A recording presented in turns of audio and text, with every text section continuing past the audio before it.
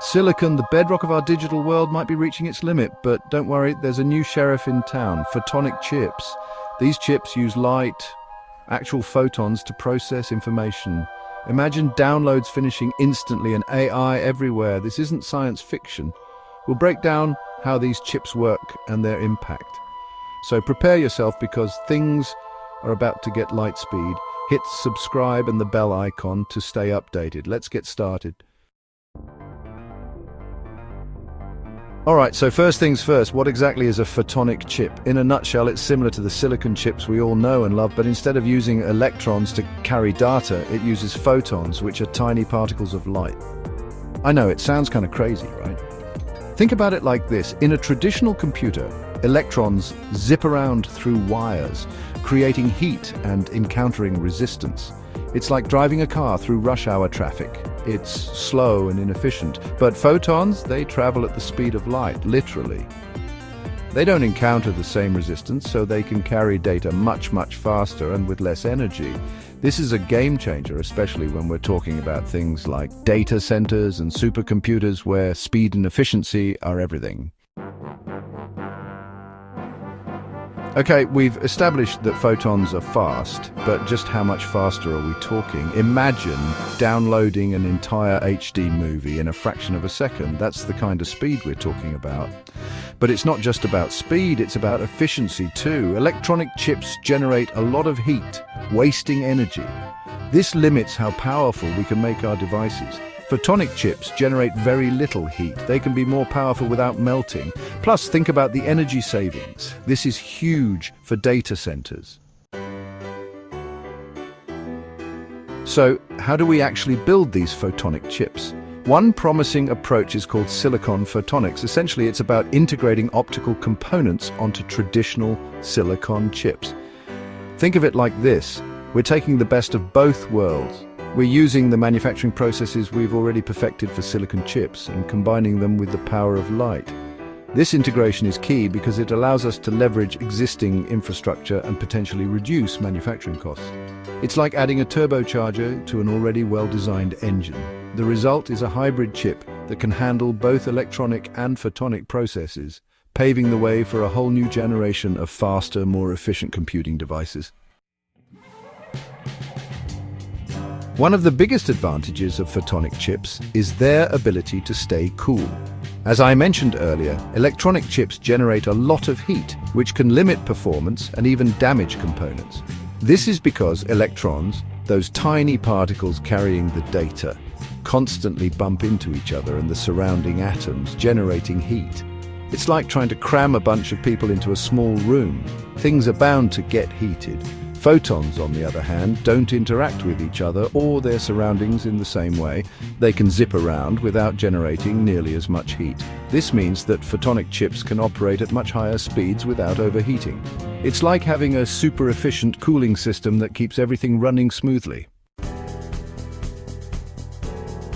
Let's talk about latency, the delay between a data request and its arrival. Latency is a major bottleneck in high-speed applications like online gaming or financial transactions. Imagine clicking to fire in a game, but there's a delay and you're eliminated. Photonic systems reduce latency as light travels faster than electrons. This makes real-time applications smoother and more responsive. It's like having a direct fiber optic connection to the server. Another area where photonic chips excel is parallel processing. See, traditional electronic chips process data sequentially, one bit at a time. It's like a single-lane highway where cars have to line up and wait their turn. Photonic chips, however, can leverage a technique called wavelength division multiplexing, or WDM. Basically, this means that multiple data streams can be encoded onto different wavelengths of light and transmitted simultaneously through the same optical fiber. It's like having a multi-lane highway where cars can travel at full speed without interfering with each other. This allows photonic chips to process massive amounts of data in parallel, significantly boosting performance for data-intensive tasks. This is particularly important for applications like artificial intelligence and machine learning, which rely on massive data sets and complex algorithms.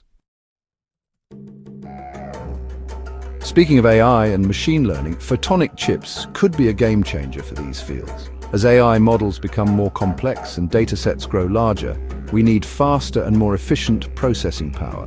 Photonic computing, with its speed and parallel processing capabilities, is uniquely suited to handle the demands of AI workloads. It's like giving AI a super brain boost, allowing it to process information and learn at an unprecedented rate. Imagine AI algorithms that can analyze medical images in real time, detect fraudulent transactions instantly, or even enable truly autonomous vehicles. Photonic chips have the potential to unlock a new era of AI innovation, pushing the boundaries of what's possible. Now let's get a little technical for a moment and talk about optical matrix multiplication. This is a fundamental operation in many AI algorithms, especially in deep learning. Think of it like this. Imagine you have two massive spreadsheets filled with numbers and you need to multiply them together. That's essentially what matrix multiplication does, and it can be incredibly computationally expensive. Photonic chips can perform matrix multiplication much faster and more efficiently than electronic chips using optical interference patterns. It's like having a specialized calculator that can handle those massive spreadsheets in the blink of an eye. This ability to speed up matrix multiplication is crucial for accelerating AI training and inference, making it possible to develop and deploy more sophisticated AI models.